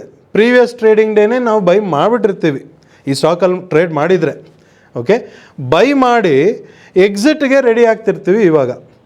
ಸೊ ನಾಳೆ ದಿವಸ ಮಾರ್ಕೆಟ್ ಓಪನ್ ಆಗ್ತಾನೆ ಬೆಳಗ್ಗೆ ಅಲ್ಲಿ ಎಕ್ಸಿಟ್ ಕಾಲ್ ಆಪ್ಷನ್ ಅಂತ ಬಂದುಬಿಟ್ರೆ ನಾವು ಬೈ ಮಾಡಿರೋದನ್ನು ಆಲ್ರೆಡಿ ಎಕ್ಸಿಟ್ ಮಾಡಿಬಿಡ್ತೀವಿ ಇದನ್ನು. ಓಕೆ, ಸೊ ಇವಾಗ ನಾನು 17th ಮಾರ್ಚ್ ಕೂತ್ಕೊಂಡು ಈ ಲಿಸ್ಟಲ್ಲಿ ಅಂಬುಜಾ ಸಿಮೆಂಟ್ ಅನ್ನೋ ಸ್ಟಾಕನ್ನು ನೋಡಿ ಇವಾಗ ಲೈವನ್ನು ಚೆಕ್ ಮಾಡಿ ನಾಳೆ ಟ್ರೇಡ್ ಮಾಡೋಕ್ಕೆ ಪ್ರಿಪ್ರೇಷನ್ ಮಾಡ್ತಿರೋದು. ಹೌದಲ್ವಾ? ಸೊ ನಾಳೆ ಟ್ರೇಡ್ ಮಾಡೋಕ್ಕೆ ನಾನು ಏನು ಮಾಡಬೇಕು ಅಂಬುಜಾ ಸಿಮೆಂಟಲ್ಲಿ ಅಂದರೆ ನೀಟಾಗಿ ಪ್ಲ್ಯಾನ್ ಮಾಡ್ಕೊತೀನಿ. ನಾನು ಮಾಡಬೇಕಾಗಿರೋದು ಇಂಟ್ರಾಡೇ, ಹೌದಲ್ವಾ? ಇಂಟ್ರಾಡೇಗೆ ಏನು ಮಾಡ್ತೀನಿ, ಬೆಳಗ್ಗೆ ಮಾರ್ಕೆಟ್ ಓಪನ್ ಆಗ್ತಾನೆ, ಇಲ್ಲಿ ಫಸ್ಟು ಎಕ್ಸಿಟ್ ಕಾಲ್ ಆಪ್ಷನ್ ಬಂತ, ಸ್ವಲ್ಪ ವೆಯ್ಟ್ ಮಾಡಿ, ಏನು ತಲೆ ಕೆಡಿಸ್ಕೊಳ್ಳೋ ಅವಶ್ಯಕತೆ ಇಲ್ಲ, ಸ್ವಲ್ಪ ವೆಯ್ಟ್ ಮಾಡಿ. ವೆಯ್ಟ್ ಮಾಡಿದ್ಮೇಲೆ ಒಂದು ಅವೇರ್ನೆಸ್ ಏನಿದೆ, ಇಲ್ಲಿ ಮೇಲ್ಗಡೆ ಒಂದು ಡೈನಮಿಕ್ ಕಾಜನ್ ಇದೆ. ಓಕೆ, ಸೊ ಅದರಿಂದ ಏನಾಗ್ಬೋದು, ಕೆಳಗಡೆಯಿಂದ ಸ್ವಲ್ಪ ಸ್ಟ್ರೆಂತ್ ಚೆನ್ನಾಗಿದೆ ಮೇಲೆ ಹೋಗೋದಕ್ಕೆ, ಬಟ್ ಇದ್ರೂ ಸ್ವಲ್ಪ ಡೌನ್ ಬಂದು ಮೇಲೆ ಹೋಗೋವಂಥ ಚಾನ್ಸಸ್ ಇದೆ ಈ ಸ್ಟಾಕಲ್ಲಿ. ಓಕೆ, ಸೊ ಅದರಿಂದ ಈ ಡೈನಮಿಕ್ ಕಾಜನ್ ಇರೋದ್ರಿಂದ ಪ್ರೈಸ್ ನಾಳೆ ದಿವಸ ಏನಾದರೂ ಡೌನ್ ಬಂದು ನನಗೆ selling opportunity ID3 speed signal sell ಕೊಡೋದಾಗಲಿ ಅಥವಾ ID1ನಲ್ಲಿ ಲಾಂಗ್ ಸಿಗ್ನಲ್ ಸೆಲ್ ಕೊಡೋದಾಗಲಿ ಬಂದರೆ ನಾನು ಇದರಲ್ಲಿ ಶಾರ್ಟ್ ಪೊಸಿಷನ್ ತೊಗೊತೀನಿ. ಶಾರ್ಟ್ ಪೊಸಿಷನ್ ತೊಗೊಂಡು ಪ್ರೈಸ್ ಕೆಳಗೆ ಬರ್ತಿರುವಾಗ ಇಲ್ಲಿ ಮೇಲ್ಗಡೆ ಏನು ಜಿಗ್ಜ್ಯಾಗ್ ಬಂತು ಅದೇ ಥರ ಕೆಳಗಡೆ ಏನಾದರೂ ಜಿಗ್ಜ್ಯಾಗ್ ಅಥವಾ ಏನೇ ಸಿಗ್ನಲ್ ಬಂತು ಅಂದರೆ ಇಮಿಡಿಯೇಟಾಗಿ ಶಾರ್ಟ್ ಪೊಸಿಷನ್ ಎಕ್ಸಿಟ್ ಮಾಡ್ತೀನಿ. ಓಕೆ, ಒಂದು ಪ್ರಿಪ್ರೇಷನಲ್ಲಿ ಏನು ಪ್ಲ್ಯಾನ್ ಮಾಡ್ಕೊಂಡಿದ್ದೀನಿ, ಶಾರ್ಟ್ ಪೊಸಿಷನ್ ತುಂಬ ಹೊತ್ತು ಹೋಲ್ಡ್ ಮಾಡೋದು ಬೇಡ, ಆದಷ್ಟು ಬೇಗ ಪ್ರಾಫಿಟ್ ಬುಕ್ ಮಾಡೋಣ ಅನ್ನೋದು ನನ್ನ ಪ್ರಿಪ್ರೇಷನ್ ನಾಳೆಗೆ. ಮತ್ತು ಡೌನ್ ಬಂದು ಏನಾದರೂ ಇಂಟ್ರಾ ವೀಕ್ ಲಾಂಗ್ ಸಿಗ್ನಲ್ ಹತ್ರ ಬಂದ್ಬಿಡ್ತು ಅಂದರೆ ಅಲ್ಲೇನಾದರೂ ಬೈ ಸಿಗ್ನಲ್ ಬಂತು ಅಂದರೆ ಬೆಸ್ಟ್ ಬೈ. ನಾಳೆಗೆ ಅಲ್ಲಿ ಬೈ ಬಂತು ಅಂದರೆ ಅಲ್ಲಿ ಬೈಯಿಂಗ್ ಆಪರ್ಚುನಿಟಿನೂ ಮಿಸ್ ಮಾಡದೆ ಮಾಡ್ತೀನಿ. ಎರಡನೇದು. ಮೂರನೇದು, ಬೆಳಗ್ಗೆ ಆ ಜಿಗ್ಜ್ಯಾಗ್ ಇಲ್ಲಿ ಎಕ್ಸಿಟ್ ಕಾಲ್ ಆಪ್ಷನ್ ಅಂತ ಬಂದಾದಮೇಲೆ ಪ್ರೈಸ್ ಏನಾದರೂ ಮೇಲೆ ಹೋಗಿ ಜಿಗ್ಜ್ಯಾಗ್ ಬ್ರೇಕ್ಔಟ್ ಆಯಿತು ಅಂದರೆ, ಬ್ರೇಕ್ಔಟ್ ಸಿಗ್ನಲ್ ಬಂತು ಅಂದರೆ ಆವಾಗ ಡೌಮೆಂಟಿಕ್ ಮೆಥಡಲ್ಲೂ ಬೈ ಕಾಲ್ ಆಪ್ಷನ್ ಅಂತ ಬರೆದಿರುತ್ತೆ. ಆವಾಗ ಖಂಡಿತ ಇದನ್ನು ಆರಾಮಾಗಿ ಬೈ ಮಾಡ್ಬೋದು ಅಂಬುಜಾ ಸಿಮೆಂಟ್ನ. ಓಕೆ, ಸೊ 3 ಥರದ್ದು ಆ್ಯಕ್ಷನ್ ಪ್ರಿಪೇರ್ ಮಾಡ್ಕೊಂಡಿದ್ದೀನಿ. ಇವಾಗ ನೋಡಿ 17th ಮಾರ್ಚ್ ಇದನ್ನು ನಾನು ಡಿಸ್ಕಸ್ ಮಾಡ್ತಿದ್ದೀನಿ. ನಾಳೆ 18th ಮಾರ್ಚ್ ಮಾರ್ಕೆಟ್ ಓಪನ್ ಆದಮೇಲೆ ಏನಾಗುತ್ತೆ ನನಗೂ ಗೊತ್ತಿಲ್ಲ. ಓಕೆ, ಬಟ್ ಏನೇ ಆದ್ರೂ ನಾನು ಆಲ್ರೆಡಿ ಪ್ಲ್ಯಾಂಡ್ ಆಗಿದ್ದೀನಿ. ನಾಳೆ ದಿವಸ ಈ ಸಿಗ್ನಲ್ ಬಂದರೆ ಇದೇ ಟ್ರೇಡ್ ಮಾಡಬೇಕು, ಬರೆದಿಟ್ಟಾಯಿತು. ಓಕೆ, ನೀವು ಬೇಕಾದ್ರೆ ಈ ಅಂಬುಜಾ ಸಿಮೆಂಟ್ನ ನಾಳೆ ಚೆಕ್ ಮಾಡಿ, ಅಬ್ಸರ್ವ್ ಮಾಡಿ ಏನೆಲ್ಲ ಆಗತ್ತೆ ಅಂತ. ಅಬ್ಸರ್ವ್ ಮಾಡಿದ್ಮೇಲೆ ಬೇಕಾದ್ರೆ ನೀವು ತಿರ್ಗಾ ಕಮೆಂಟಲ್ಲಾಗಲಿ ಅಥವಾ ನಮ್ಮ ವಾಟ್ಸಪ್ಗಾಗಲಿ ಮೇಲಲ್ಲಾಗಲಿ ಒಂದು ಮೆಸೇಜೋ ಮೇಲೋ ಹಾಕಿ, ನೀವು ವೀಡಿಯೋಲಿ ಈ ಥರ ಹೇಳಿದ್ರಿ, ಅದಕ್ಕೆ ನೆಕ್ಸ್ಟ್ 18th ಮಾರ್ಚ್ ಏನಾಯಿತು, ಡೈನಮಿಕ್ ಲೈವಲ್ಲಿ ಏನು ಸಿಗ್ನಲ್ ಕೊಡ್ತು, ಏನಾದ್ರು ಟ್ರೇಡ್ಸ್ ಬಂತಾ ಸ್ವಲ್ಪ ತೋರಿಸಿ ಅಂತ ಕೇಳಿ ಅದನ್ನು ಮೇಲಲ್ಲೇ ರಿಪ್ಲೈ ಮಾಡೋಣ. ಇಲ್ಲಾಂದರೆ ಆದಷ್ಟು ಒಂದು ವೀಡಿಯೋನೇ ಮಾಡಿ ಕಳಿಸ್ಬಿಡೋಣ ಅದಕ್ಕೆ ಬೇಕಾದ್ರೆ. ಓಕೆ, ಇದು ಅಂಬುಜಾ ಸಿಮೆಂಟ್ದು ಪ್ರಿಪ್ರೇಷನ್. ನೆಕ್ಸ್ಟ್ ಭಾರತಿ ಏರ್ಟೆಲ್ ನೋಡೋಣ. ಸೊ ಭಾರತಿ ಏರ್ಟೆಲ್ಲಲ್ಲೂ ನೋಡಿ, first of all price last week last 2-3 ಡೇಸಲ್ಲಿ ಪ್ರೈಸ್ ಇನ್ಕ್ರೀಸ್ ಆಗ್ತಾ ಬಂದಿದೆ. ಬಟ್ ಬರೋಕ್ಕೆ ಮುಂಚೆ ಕೆಳಗಡೆ ಪ್ರೈಸ್ ಡೌನ್ ಬಂದು ಕೆಳಗಡೆ ಒಂದು ಡೈನಮಿಕ್ ಸಿಸ್ಟಮ್ ಕಾಜನ್ ತನಕ ಬಂದು ಅಲ್ಲಿಂದ ರಿವರ್ಸ್ ಆಗಿ ಮೇಲೆ ಹೋಗಿದೆ. Point number 1. ಎರಡನೇದು, ಭಾರತಿ ಏರ್ಟೆಲ್ ನೋಡಿದ್ರಂದರೆ ಈ ಡೈಲಿ ಲಾಂಗ್ ಟ್ರೆಂಡ್ ಆಗಲಿ ವೀಕ್ಲಿ ಲಾಂಗ್ ಟ್ರೆಂಡ್ ಆಗಲಿ ಎರಡೂ ಬೈಯಿಂಗ್ ಕಡೆನೇ ಇದೆ. ಅಂದರೆ ಲಾಂಗ್ ಟರ್ಮ್ ಟ್ರೆಂಡ್ ಈ ಸ್ಟಾಕ್ದು ಕಂಪ್ಲೀಟ್ಲಿ ಅಪ್ ಡೈರೆಕ್ಷನ್ ಇದೆ. ಓಕೆ, ಆರಾಮಾಗಿ ಆಲ್ರೆಡಿ ಲಾಂಗ್ ಟರ್ಮ್ ಬೈ ಮಾಡಿರೋರು ಆರಾಮಾಗಿ ಇದನ್ನು ಹೋಲ್ಡ್ ಮಾಡ್ಬೋದು. ಫ್ರೆಶ್ ಆಗಿ ನೀವು ಹೇಳ್ದಂಗೆ ಇಂಟ್ರಾಡೇ ಟ್ರೇಡ್ ಮಾಡಬೇಕು ಅಂತಿರೋರು ಬೈಯಿಂಗ್ ಆಪರ್ಚುನಿಟೀಸ್ನ ಮರೀದೆ ಮಾಡ್ಬೋದು. ಓಕೆ, ಸೊ ಅದರಲ್ಲೂ ಇವಾಗ ನೋಡಿದ್ರೆ ರೀಸೆಂಟಾಗಿ ಏನಾಗಿದೆ, previous trading day price increase ಆಗ್ತಾ ನಮ್ಮ ಇಂಟ್ರಾ ವೀಕ್ ಲಾಂಗು ಬೈ ಕೊಟ್ಟು ಇವಾಗ ಕರೆಂಟ್ಲಿ ಲಾಂಗ್ ಹೋಲ್ಡ್ ಅಂತ ಹೇಳ್ತಿದೆ. ಅದ್ರ ಜೊತೇಲಿ ಈ ಡೌಮೆಂಟಿಕ್ ಮೆಥಡಲ್ಲಿ ನೋಡಿ ಬೈ ಕಾಲ್ ಆಪ್ಷನ್ ನೌ ಅಂತ ಇವಾಗ ಬರೆದಿದೆ. Okay, previous trading day market close ಆಗೋ ಟೈಮಿಗೆ ಬೈ ಕಾಲ್ ಆಪ್ಷನ್ ನೌ ಅಂತ ಅದು ಹೇಳಿದೆ ಅಲ್ವಾ. ಸೊ ಅಂದರೆ ಏನರ್ಥ, ಫಸ್ಟ್ ನಾನು ಇದನ್ನು ಓವರ್ ಆಲ್ ಟ್ರೆಂಡ್ ತುಂಬ ಕ್ಲಿಯರ್ ಅಪ್ ಟ್ರೆಂಡಲ್ಲಿದೆ, ಯಾವುದೇ ಥರದ್ದು ಏನು ಡೌಟ್ ಆಗಲಿ ಏನೂ ಇಲ್ಲ. ಓಕೆ, ಕ್ಲಿಯರ್ ಅಪ್ ಟ್ರೆಂಡ್ ಇದೆ, ಬೈಯಿಂಗ್ ಆಪರ್ಚುನಿಟಿ ಅಪ್ ಟ್ರೆಂಡಲ್ಲಿ ಬೈಯಿಂಗ್ ಆಪರ್ಚುನಿಟಿ ಬರ್ತಿದೆ. ಸೊ ಆರಾಮಾಗಿ ಟ್ರೇಡ್ ಮಾಡ್ಬೋದು. ಸೊ ನಾಳೆ ದಿವಸ ಈ ಒಂದು ಸ್ಟಾಕ್ನ ಕ್ಲಿಯರಾಗಿ ಬೈ ಮಾಡ್ಕೋಬೋದು. ಮಾಡ್ಕೊಂಡಾದಮೇಲೆ ಇನ್ನೊಂದು ವಿಷಯ ಏನು ಜ್ಞಾಪಕ ಇಟ್ಕೋಬೇಕು ಅಂದರೆ, ಈ ಡೈನಮಿಕ್ ಲೈವಲ್ಲಿ NDC ಅನ್ನೋ ಜಾಗದಲ್ಲಿ ನೋಡಿ C1 ಕಾಜನ್ ಅನ್ನೋದು ಇದೆ, ಡೈನಮಿಕ್ ಸಿಸ್ಟಮ್ ಕಾಜನ್ ಈ ಟಾಪಲ್ಲಿ ಇದೆ ಸದ್ಯಕ್ಕೆ. ಓಕೆ, ಸೊ ಆ ಡೈನಮಿಕ್ ಕಾಜನ್ ಹಾಗೆ ಇದ್ದರೆ ನಾಳೆ ದಿವಸ ಮಾರ್ಕೆಟ್ ಓಪನ್ ಆದಾಗ ಬೈ ಮಾಡೋದು ಮಾಡ್ತೀವಿ. ಬೈ ಮಾಡಿದ್ಮೇಲೆ ಪ್ರೈಸ್ ಮೇಲೆ ಹೋಗ್ತಿರೋವಾಗ ಮೇಲ್ಗಡೆ ಈ ಡೈನಮಿಕ್ ಲೈವಲ್ಲಿ ಫ್ರೆಶ್ ಆಗಿ ಏನಾದರೂ ಸಿಗ್ನಲ್ ಡೈನಮಿಕ್ ಕಾಜನ್ ಆಗಲಿ DMBOTS ಸಿಗ್ನಲ್ ಏನಾದರೂ ಬಂತು ಅಂದರೆ ಅಲ್ಲಿ ಪ್ರಾಫಿಟ್ ಬುಕ್ ಮಾಡ್ಕೊತೀವಿ, ಸೆಕ್ಯೂರ್ ಮಾಡ್ಕೊತೀವಿ. ಆಪ್ಷನ್ಸಲ್ಲಿ ಮಾಡೋರು ಸೆಕ್ಯೂರ್ ಮಾಡ್ಕೋಬೇಕು. ಓಕೆ, ಸೊ ಒಂದು ಅಥವಾ ಬೈ ಮಾಡಾದಮೇಲೆ ಪ್ರೈಸ್ ಏನಾದರೂ ಸ್ವಲ್ಪ ಡೌನ್ ಬರ್ತಿತ್ತು ಅಂದರೆ ಜಾಸ್ತಿ ಅರ್ಜೆಂಟಲ್ಲಿ ಹೋಗಿ ಏನೋ ಡೌನ್ ಹೋಗ್ಬಿಡೋ ಥರ ಇದೆ, ಇದು ಮಾರ್ಬಿಡೋಣ, ಯಾಕೋ ಸರಿ ಇಲ್ಲ, ಈ ಕನ್ಫ್ಯೂಷನ್ ಇಟ್ಕೊಂಡು ಟ್ರೇಡ್ ಮಾಡಿದ್ರೆ ಅಲ್ಲೇ ಪ್ರಾಬ್ಲಮ್ ಆಗೋದು. ಓಕೆ, ಅದೇ ಪ್ರಾಬ್ಲಮ್ ಆಗೋದು. ಇಲ್ಲಿ ನನಗೆ ಯಾವುದೇ ಥರದ ಕನ್ಫ್ಯೂಷನ್ ಇಲ್ಲ, ಇದು ಕ್ಲಿಯರ್ ಕಟ್ ಬೈಯಿಂಗ್ ಆಪರ್ಚುನಿಟಿನೇ, ಏನೂ ತೊಂದರೆ ಇಲ್ಲ. ಬಟ್ ಏನಪ್ಪ ಅಂದರೆ ಸ್ವಲ್ಪ ಡೌನ್ ಬಂದು ಮೇಲೆ ಹೋಗೋ ಚಾನ್ಸಸ್ಸು ಇದೆ. ಏನಕ್ಕೆ ಅಂದರೆ ಸದ್ಯಕ್ಕೆ ಮೇಲ್ಗಡೆ ಒಂದು ಡೈನಮಿಕ್ ಕಾಷನ್ ಇದೆ ಅದರಿಂದ. ಓಕೆ, ಬಟ್ ಡೌನ್ ಬಂದು ತಿರ್ಗಾ ಮೇಲೆ ಹೋಗೋ ಚಾನ್ಸಸ್ಸೇ ಜಾಸ್ತಿ ಇದೆ. ಸೊ ನಾನು ಬೈ ಮಾಡ್ಕೊಂಡು ಅದನ್ನು ಹೋಲ್ಡ್ ಮಾಡಿದ್ರೂ ಜಾಸ್ತಿ ತೊಂದರೆ ಇಲ್ಲ. ಓಕೆ, ಸೊ ಆ ಥರ ಈ ಸ್ಟಾಕು ತುಂಬ ಕ್ಲಿಯರ್ ಕಟ್ ಟ್ರೇಡಿಂಗ್ ಆಪರ್ಚುನಿಟಿ ಇದೆ. ಸೊ ಬೈ ಮಾಡೋದಕ್ಕೆ, ನಾನು ಆಪ್ಷನ್ ಮಾಡೋದಕ್ಕೆ ಸ್ಟ್ರೈಕ್ ಪ್ರೈಸು ಇಲ್ಲೇ ಇದೆ, ಅಥವಾ ಇದೇ ಟ್ರೇಡ್ನ ನಾನು ಫ್ಯೂಚರ್ಸಲ್ಲೂ ಮಾಡ್ಬೋದು, ಅಥವಾ ಇದೇ ಟ್ರೇಡ್ ನಾನು ಈಕ್ವಿಟಿಲೂ ಮಾಡ್ಬೋದು. ಈಕ್ವಿಟಿಲಿ ಏನಪ್ಪ ಅಂದರೆ ಬೈಯಿಂಗ್ ಆಪರ್ಚುನಿಟಿ ಮಾತ್ರ ಬೈ ಮಾಡಿ ಒಂದು ಕಡೆ ಎಲ್ಲಾದರೂ ಪ್ರಾಫಿಟ್ ಬುಕ್ ಮಾಡ್ಕೊಳ್ಳೋದು. ಸೆಲ್ಲಿಂಗ್ ಆಪರ್ಚುನಿಟಿ ಬಂತು ಅಂದರೆ ಈಕ್ವಿಟಿಲಿ ಮಾಡೋಕ್ಕೆ ಹೋಗೋದಿಲ್ಲ. ಓಕೆ, ಹಾಗಾಗಿ ಲಾಂಗು ಶಾರ್ಟ್ ಎರಡೂ ಮಾಡಬೇಕು ಅಂದರೆ ಫ್ಯೂಚರ್ಸ್ ಆ್ಯಂಡ್ ಆಪ್ಷನ್ಸೇ ಬೆಸ್ಟು, ಹೌದಲ್ವಾ? ಬಟ್ ಅದಕ್ಕೆ ತಕ್ಕಂಗೆ ನೀವು ಕ್ಯಾಪಿಟಲ್ ಇತ್ತು ಅಂದರೆ ತೊಂದರೆ ಇಲ್ಲ. ಸೊ ಇದು ಭಾರತಿ ಏರ್ಟೆಲ್ಗೆ ನಾಳೆಗೆ ಟ್ರೇಡ್. ಅದೇ ಥರ ನೆಕ್ಸ್ಟ್ ಸ್ಟಾಕ್ ಬಂದು HDFC ಲೈಫ್. ಇದನ್ನು ನೋಡೋಣ. ಸೊ ಈ HDFC ಲೈಫಲ್ಲಿ ಇವಾಗ ಡೈನಮಿಕ್ ಸಿಸ್ಟಮಲ್ಲಿ ಬಂದಿರೋಂಥ ಲಿಸ್ಟಲ್ಲಿ ನ್ಯೂ ಬೈ ಅನ್ನೋದು ಬಂದಿದೆ. ಬಟ್ ಅದನ್ನೇ ಬಂದು ಡೈನಮಿಕ್ ಲೈವಲ್ಲಿ ನೋಡೋವಾಗ ಏನಾಗ್ತಿದೆ ಅಂದರೆ ಪ್ರೈಸ್ ಕೆಳಗಡೆ ಒಂದು ಡೈನಮಿಕ್ ಸಿಸ್ಟಮ್ ಕಾಷನಿಂದ ಮೇಲ್ ಬಂದಿದೆ. ಮೇಲ್ ಬರೋವಾಗ ಇಂಟ್ರಾ ವೀಕ್ ಲಾಂಗು ಬೈ ಕೊಟ್ಟು ಇವಾಗ ಲಾಂಗ್ ಹೋಲ್ಡಲ್ಲೇ ಇದೆ. ಅಂದರೆ ಈ ಯಾವುದಿದು HDFC ಲೈಫೇ ಆಗಲಿ, ಇದಕ್ಕೆ ಮುಂಚೆ ನೋಡಿರೋ ಅಂಬುಜಾ ಸಿಮೆಂಟಲ್ಲೂ ಆಗಲಿ ಆಲ್ರೆಡಿ ಬೈ ಬಂದು ನಾವು ಬೈ ಮಾಡಿ ಕರೆಂಟ್ ಟ್ರೇಡ್ ರನ್ನಿಂಗಲ್ಲಿರುತ್ತೆ. ಬಟ್ ನಾಳೆಗೆ ಏನು ಟ್ರೇಡ್ ಮಾಡಬೇಕು ಅನ್ನೋದ್ರ ಬಗ್ಗೆ ಡಿಸ್ಕಸ್ ಮಾಡ್ತಿದ್ದೀವಿ. ಓಕೆ, ಸೊ ಬೈ ಮಾಡಾದಮೇಲೆ ಪ್ರೈಸ್ ಇನ್ಕ್ರೀಸ್ ಆಗಿದೆ. ಇನ್ಕ್ರೀಸ್ ಆದಮೇಲೆ ಮೇಲ್ಗಡೆ ಒಂದು ಡೈನಮಿಕ್ ಸಿಸ್ಟಮ್ ಕಾಷನ್ ಬಂದಿದೆ. ಓಕೆ, ಇಲ್ಲಿ ಆಲ್ರೆಡಿ ಬೈ ಮಾಡಿರೋರು ಏನು ಮಾಡ್ತಾರೆ, ಇಲ್ಲಿ ಪ್ರಾಫಿಟ್ ಬುಕ್ಕಿಂಗ್ ಮಾಡಿರ್ತಾರೆ, ಸೆಕ್ಯೂರ್ ಮಾಡ್ಕೊಂಡಿರ್ತಾರೆ ಪ್ರಾಫಿಟ್ನ. ಸೊ ನಾಳೆ ಹೋಗಿ ನಾನು ಈ ಸ್ಟಾಕ್ನ ಫ್ರೆಶ್ ಬೈ ಮಾಡ್ಬೋದಾ ಅಂತ ಕೇಳಿದ್ರೆ ಸ್ವಲ್ಪ ಹುಷಾರಾಗಿದ್ದು ಮಾಡಬೇಕು. ಓಕೆ, ಸೊ ಹಾಗಾಗಿ ಇದರಲ್ಲಿ ಏನು ಮಾಡ್ಬೋದು, ನಾಳೆ ದಿವಸ ಈ ಸ್ಟಾಕಲ್ಲಿ ಏನು ಮಾಡ್ಬೋದು ಅಂತ ನೋಡಿದ್ರೆ ಇಲ್ಲಿ ಮೇಲ್ಗಡೆ ಒಂದು ಡೈನಮಿಕ್ ಸಿಸ್ಟಮ್ ಕಾಷನ್ ಬಂದಿದೆ. ಓವರ್ ಆಲ್ ಟ್ರೆಂಡು ನೋಡಿದ್ರೆ ನೀವು daily long trend, weekly long trend ಇದೆರಡೂ ನೋಡಿದ್ರೆ ಒಂದೇನು ಅರ್ಥ ಆಯಿತು, ಇದು ಕ್ಲಿಯರ್ ಅಪ್ ಟ್ರೆಂಡಲ್ಲೂ ಇಲ್ಲ, ಕ್ಲಿಯರ್ ಡೌನ್ ಟ್ರೆಂಡಲ್ಲೂ ಇಲ್ಲ, ಮಧ್ಯದಲ್ಲಿದೆ. ಓಕೆ, ಸೊ ಆ ಥರ ಇರುವಾಗ ಇನ್ನೂ ಸ್ವಲ್ಪ ಹುಷಾರಾಗಿರಬೇಕು. ಇಲ್ಲಿ ಮೇಲ್ಗಡೆ ಡೈನಮಿಕ್ ಸಿಸ್ಟಮ್ ಕಾಷನ್ ಬಂದಿರೋದ್ರಿಂದ ನನ್ನ ಪ್ರಿಪ್ರೇಷನ್ ನಾಳೆ ದಿವಸಕ್ಕೆ ಏನಪ್ಪ ಅಂದರೆ ಪ್ರೈಸ್ ಏನಾದರೂ ಡೌನ್ ಬಂದು ಇದರಲ್ಲಿ ಸೆಲ್ಲಿಂಗ್ ಆಪರ್ಚುನಿಟಿ ಸಿಕ್ಕಿದ್ರೆ ಮರಿದೆ ಮಾಡಬೇಕು ಇದನ್ನು. ಓಕೆ, ಸೊ ಪ್ರೈಸ್ ಏನಾದ್ರು ಡೌನ್ ಬಂದು ನಮ್ಮ ID3 ಸ್ಪೀಡ್ ಏನಾದರೂ ಸೆಲ್ ಕೊಡ್ತು ಅಂದರೆ ಇದನ್ನು ಮರೀದೆ ನಾಳೆ ದಿವಸ ಶಾರ್ಟ್ ಪೊಸಿಷನ್ ತೊಗೋಬೋದು. ಶಾರ್ಟ್ ತೊಗೊಂಡು ಪ್ರೈಸ್ ಡೌನ್ ಬರ್ತಿರೋವಾಗ ಎಲ್ಲಾದರೂ ಪ್ರಾಫಿಟ್ ಬುಕ್ಕಿಂಗ್ ಎಲ್ಲಾದರೂ ಒಂದು ಸಿಗ್ನಲ್ ಬಂತು ಅಂದರೆ ಪ್ರಾಫಿಟ್ ಬುಕ್ ಮಾಡ್ಕೊಂಡು ಆಚೆ ಬರೋದು. ಯಾಕಂದರೆ ನೀವು ಇಂಟ್ರಾಡೇ ಟ್ರೇಡಿಂಗ್ ಅಂತ ಕೇಳಿದ್ದೀರಾ, ಒಂದು ಪಾಯಿಂಟ್ ತೊಗೊಂಡ್ರೆ ಪ್ರಾಫಿಟ್ ಸಿಗ್ತಾ ಅಲ್ಲಿ ಎಕ್ಸಿಟ್ ಸಿಗ್ನಲ್ ಕೊಡ್ತಾ ಎಕ್ಸಿಟ್ ಮಾಡಿ ಮುಗೀತು. ಓಕೆ, ಸೊ ಒಂದು ಈ ಆ್ಯಕ್ಷನ್. ಎರಡನೇದು ಪ್ರೈಸ್ ಡೌನ್ ಬಂದು ಈ ಇಂಟ್ರಾ ವೀಕ್ ಲಾಂಗ್ ಸಿಗ್ನಲ್ ಹತ್ರ ಬಂದು ಅಲ್ಲಿಂದ ಮೇಲೆ ಹೋಗೋವಾಗ ಯಾವುದಾದ್ರೂ ಬೈಯಿಂಗ್ ಆಪರ್ಚುನಿಟಿ ಬಂದರೆ ಖಂಡಿತ ಅದನ್ನು ಕೂಡ ಮಾಡ್ಬೋದು. ಬಟ್ ಅದರಲ್ಲೂ ಏನಪ್ಪ ಅಂದರೆ ಇದು ಆದಷ್ಟು ಬೇಗ ಪ್ರಾಫಿಟ್ ಬುಕ್ಕಿಂಗ್ ಮಾಡ್ಕೋಬೇಕು ಅನ್ನೋದು ಪ್ರಿಪ್ರೇಷನ್. ಸೊ ಈ HDFC ಲೈಫಲ್ಲಿ ಏನಪ್ಪ ಅಂದರೆ ಎರಡು ಟ್ರೇಡ್, ಲಾಂಗ್ ಟ್ರೇಡ್ ಆಗಲಿ ಶಾರ್ಟ್ ಟ್ರೇಡ್ ಆಗಲಿ, ಎರಡರಲ್ಲೂ ಸ್ವಲ್ಪ ಪ್ರಾಫಿಟ್ ಬುಕ್ಕಿಂಗ್ ಬೇಗ ಮಾಡ್ಕೋಬೇಕು. ಅದಕ್ಕೆ ಬೇಗ ಮಾಡ್ಕೋಬೇಕು ಅಂದಮೇಲೆ ನಾವಿಲ್ಲಿ ಏನು ಮಾಡ್ತೀವಿ, ಎಂಟ್ರಿ ಒಂದು ಸಿಗ್ನಲ್ ಡೈನಮಿಕ್ ಲೈವಲ್ಲಿ ಬಂದಿದೆ ಅಂದರೆ ಎಕ್ಸಿಟ್ ಎಲ್ಲಿ ಮಾಡಬೇಕು ಅನ್ನೋದು ಅದೇ ಡೈನಮಿಕ್ ಲೈವೇ ಹೇಳುತ್ತೆ, ನಾವೇನು ಎಕ್ಸ್ಟ್ರಾ ಮಾಡೋಷ್ಟಿಲ್ಲ. ಓಕೆ, ಸೊ ಈ ಥರ ಪ್ರಿಪ್ರೇಷನ್ ನಾಳೆ ದಿವಸಕ್ಕೆ ಯಾವುದು, ಅಂಬುಜಾ ಸಿಮೆಂಟ್ ನೋಡಿದ್ವಿ, ಭಾರತಿ ಏರ್ಟೆಲ್ ನೋಡಿದ್ವಿ, HDFC ಲೈಫ್ ನೋಡಿದ್ವಿ. ಏನಕ್ಕೆ ಈ ಪ್ರಿಪ್ರೇಷನ್ ನಿಮಗೆ ಹೇಳ್ತಿದ್ದೀನಿ ಅಂದರೆ ಫಸ್ಟ್ ಆಫ್ ಆಲ್ ಟ್ರೇಡಿಂಗ್ ಮಾಡೋ ಕ್ಲಾರಿಟಿ ಇರಬೇಕು.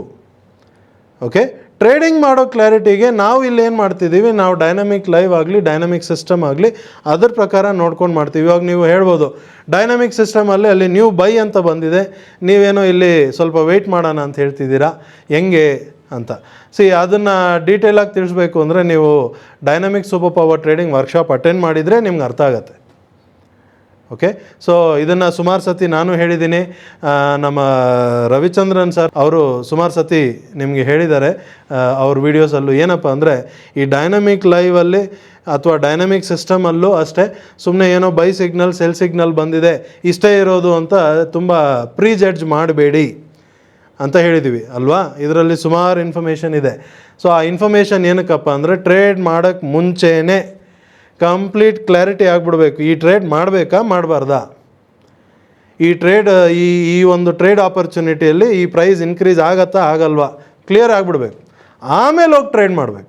ಆ ಕ್ಲಾರಿಟಿನೇ ಇಲ್ಲದೆ ಹೋಗಿ ಟ್ರೇಡ್ ಮಾಡಿದ್ರೆ ಆವಾಗ ಕನ್ಫ್ಯೂಷನ್ನು, ಪ್ಯಾನಿಕ್ಕು, ಫಿಯರು, ಸ್ಟ್ರೆಸ್ಸು ಎಲ್ಲ ಆಗುತ್ತೆ. ಆವಾಗ ಎಲ್ಲ ನಾರ್ಮಲ್ ಟ್ರೇಡರ್ಸ್ ಥರನೇ ಆಗಿಬಿಡುತ್ತೆ. ಸೊ ನಾರ್ಮಲ್ ಟ್ರೇಡರ್ಸ್ ಏನೆಲ್ಲ ಎಕ್ಸ್ಪೀರಿಯೆನ್ಸ್ ಆಗ್ತಿದ್ದಾರೋ ಅದೇ ಎಕ್ಸ್ಪೀರಿಯೆನ್ಸ್ ನಿಮಗೂ ಆಗಿಬಿಡುತ್ತೆ. ಓಕೆ. ಬಟ್ ಡೈನಮಿಕ್ ಲೈವ್ ಆಗಲಿ ಡೈನಮಿಕ್ ಸಿಸ್ಟಮಲ್ಲಿ ಆ ಥರ ಅಲ್ಲ. ಒಂದು ಬೈ ಅಥವಾ ಸೆಲ್ ಅಂತ ಏನಾದ್ರು ಆಪರ್ಚುನಿಟಿ ಬಂದಿದ್ರೂ ಅದು ಬರೋಕ್ಕೆ ಮುಂಚೆ ಏನೆಲ್ಲ ಆಯಿತು, ಬಂದಿರೋ ಕಡೆ ಏನಾಗ್ತಿದೆ ಅನ್ನೋದು ಫಸ್ಟ್ ಎಲ್ಲ ನೋಡ್ಕೊಂಡ್ಬಿಡ್ತೀವಿ. ಸುಮ್ಮನೆ ಬ್ಲೈಂಡಾಗಿ ಹೋಗಿ ಟ್ರೇಡ್ ತೊಗೊಳೋದಿಲ್ಲ. ಓಕೆ. ಅದಕ್ಕೆ ನಾವು ಕೂತ್ಕೊಂಡು ಏನು ಅನಾಲಿಸಿಸ್ ಎಲ್ಲ ಇಲ್ಲಿ ಮಾಡೋದಿಲ್ಲ. ಕಂಪ್ಲೀಟ್ ಇನ್ಫಾರ್ಮೇಷನ್ ಆ ಸಿಸ್ಟಮೇ ಹೇಳುತ್ತೆ. ಅದನ್ನು ಅರ್ಥ ಮಾಡ್ಕೊಡೋದಕ್ಕೆ ಟ್ರೈನಿಂಗಲ್ಲೆಲ್ಲ ಅರ್ಥ ಮಾಡ್ಕೊಂಡ್ಮೇಲೆ ಯೂಸ್ ಮಾಡೋವಾಗ ಟ್ರೇಡಿಂಗ್ ಮಾಡ್ತಿರೋವಾಗ ಮತ್ತೆ ಕೂತ್ಕೊಂಡು ಏನೋ ತಿಳ್ಕೊಬೇಕು ಅನ್ನೋದಲ್ಲ ಇಲ್ಲ. ಟ್ರೈನಿಂಗಲ್ಲಿ ಎಫರ್ಟ್. ಓಕೆ. ಟ್ರೇಡಿಂಗ್ ಮಾಡೋವಾಗ ರಿಲ್ಯಾಕ್ಸ್ಡಾಗಿ ಮಾಡ್ಕೊಂಡು ಹೋಗೋದು. ಯಾಕಂದರೆ 90% ಕೆಲಸ ಆ ಡೈನಮಿಕ್ ಲೈವೇ ಮಾಡುತ್ತೆ. ಮಿಕ್ಕಿದ 10% ಕೆಲಸ ನಾವು ಅದನ್ನು ಅರ್ಥ ಮಾಡ್ಕೊಂಡಿರೋ ಪ್ರಕಾರ ಪ್ರಿಪ್ರೇಷನ್ ಮಾಡೋದು, ಎಕ್ಸಿಕ್ಯೂಷನ್ ಮಾಡೋದು ಅಷ್ಟೇ ಕೆಲಸ. ಓಕೆ. ಸೊ ಇಂಟ್ರಾಡೇ ಟ್ರೇಡಿಂಗ್ಗೆ ಸ್ಟಾಕ್ಸ್ ನೀವು ಹೇಗೆ ಸೆಲೆಕ್ಟ್ ಮಾಡ್ತೀರಾ ಅಂತ ಪ್ರಶ್ನೆ ನೀವು ನಮ್ಮನ್ನು ಕೇಳಿರೋದಕ್ಕೆ ಈ ಥರ ಎಲ್ಲ ಮಲ್ಟಿಪಲ್ ಆಪ್ಷನ್ಸ್ ಇದೆ.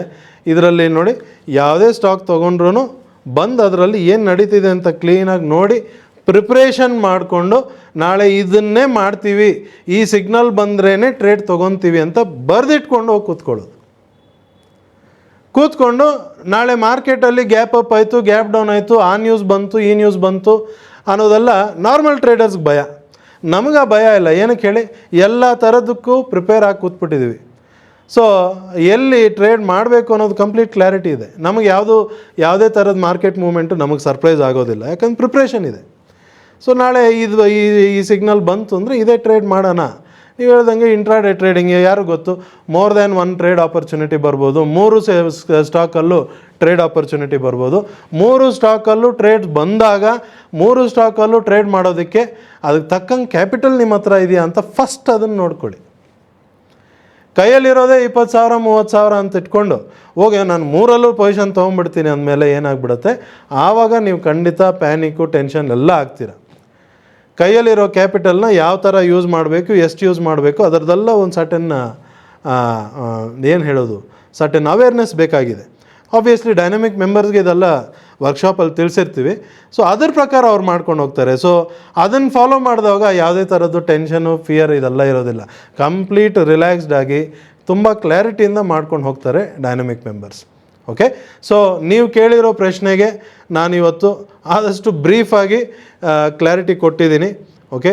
ಇದೇ ನೀವು ವರ್ಕ್ಶಾಪಲ್ಲಿ ಅಂತ ಹೋದರೆ ಇದು ಇನ್ನೂ ಡೀಟೇಲಾಗಿ ಬರ್ತೀನಿ. ಬಟ್ ಇವತ್ತಿನ ದಿವಸ ನಿಮಗೆ ಕ್ಲಾರಿಟಿ ಸಿಕ್ಕಿದೆ ಅಂತ ನನಗನ್ಸುತ್ತೆ ಅಲ್ವಾ. ಸೊ ಭರತ್ ಅವ್ರು ಈ ಕ್ವೆಶನ್ ಕೇಳಿರೋ ಥರ ಬೇರೆ ನಮ್ಮ ಸೋಷಲ್ ಮೀಡಿಯಾ ವ್ಯೂವರ್ಸ್ಗೂ ಟ್ರೇಡಿಂಗ್ ರಿಲೇಟೆಡ್ ಬೇರೆ ಏನೇ ಡೌಟ್ಸ್ ಇರಲಿ, ನೀವು ಎನಿ ಟೈಮ್ ನಮ್ಮನ್ನು ಮೇಲ್ ಥ್ರೂ ಅಥವಾ ವಾಟ್ಸಪ್ ಥ್ರೂ ಅಥವಾ ಥ್ರೂ ಕಮೆಂಟ್ಸ್ ಕೂಡ ನೀವು ನಿಮ್ಮ ಪ್ರಶ್ನೆನ ಕೇಳ್ಬೋದು. ನಮ್ಮ ಕೈಲಿ ಆದಷ್ಟು ನಿಮಗೆ ಕ್ಲಾರಿಟಿ ಕೊಟ್ಟು ನಿಮ್ಮ ಟ್ರೇಡಿಂಗಿಗೆ ಹೆಲ್ಪ್ ಆಗೋದಕ್ಕೆ, ಉಪಯೋಗ ಆಗೋ ಥರ ಇನ್ಫಾರ್ಮೇಷನ್ ನಿಮಗೆ ಖಂಡಿತ ತಲುಪಿಸ್ತೀವಿ. ಓಕೆ. ನಮಸ್ಕಾರ.